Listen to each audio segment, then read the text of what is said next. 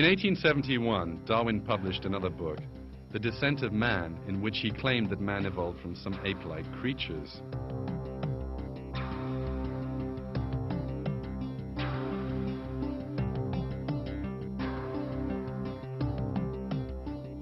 Darwin was unable to provide any evidence supporting his claims, but clearly fabricated some imaginary scenarios. Darwin also embraced an interesting thought.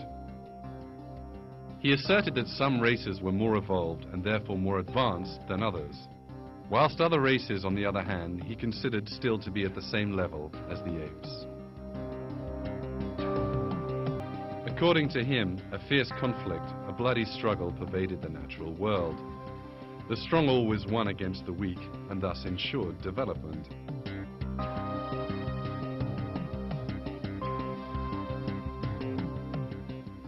Darwin asserted that a similar conflict also held true for human races. Even the subtitle in his book, The Origin of the Species by Way of Natural Selection, or The Preservation of Favored Races in the Struggle for Life, explicitly reveals his racial views.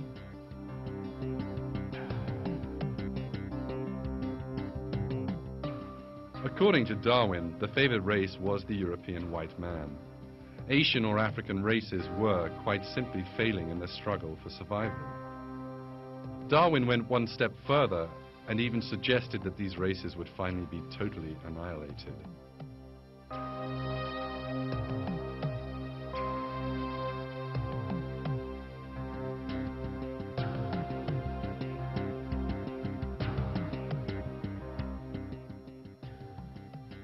At some future period, not very distant as measured by centuries, the civilized races of man will almost certainly exterminate and replace the savage races throughout the world.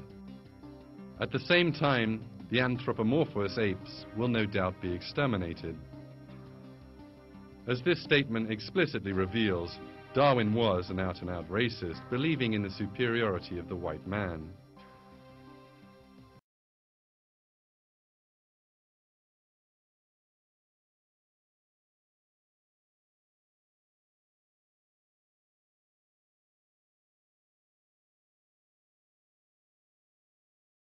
Man will almost certainly exterminate and replace the savage races throughout the world. At the same time, the anthropomorphous apes will no doubt be exterminated. As this statement explicitly reveals, Darwin was an out-and-out racist, believing in the superiority of the white man.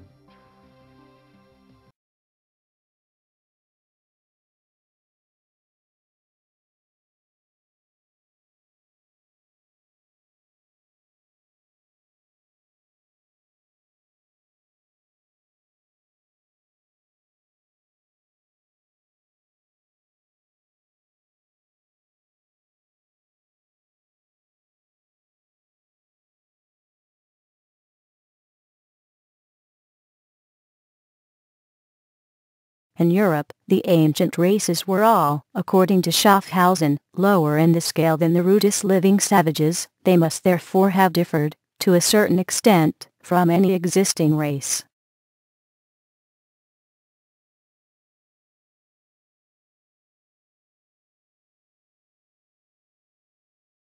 As man advances in civilization, and small tribes are united into larger communities, the simplest reason would tell each individual that he ought to extend his social instincts and sympathies to all members of the same nation, though personally unknown to him. This point being once reached, there is only an artificial barrier to prevent his sympathies extending to the men of all nations and races.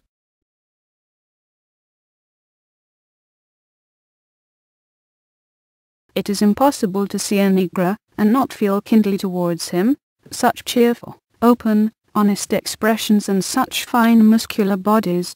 I never saw any of the diminutive Portuguese with their murderous countenances, without almost wishing for Brazil to follow the example of Haiti.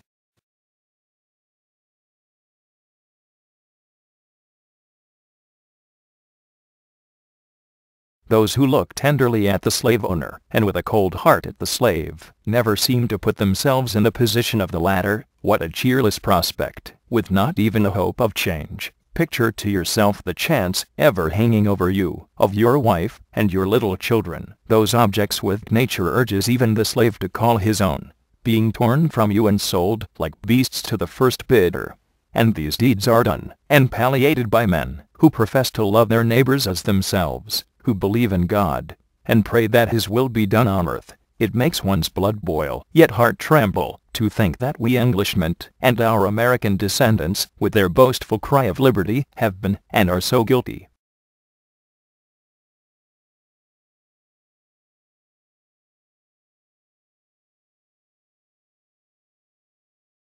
Even the most distinct races of man are much more like each other in form than would at first be supposed. Although the existing races of man differ in many respects, as in color, their shape of skull, proportions of the body, etc., yet, if their whole structure can be taken into consideration, they are found to resemble each other closely in a multitude of points. Many of these are so unimportant, or so singular in nature, that it is extremely improbable that they should have been independently acquired by aboriginally distinct species or races.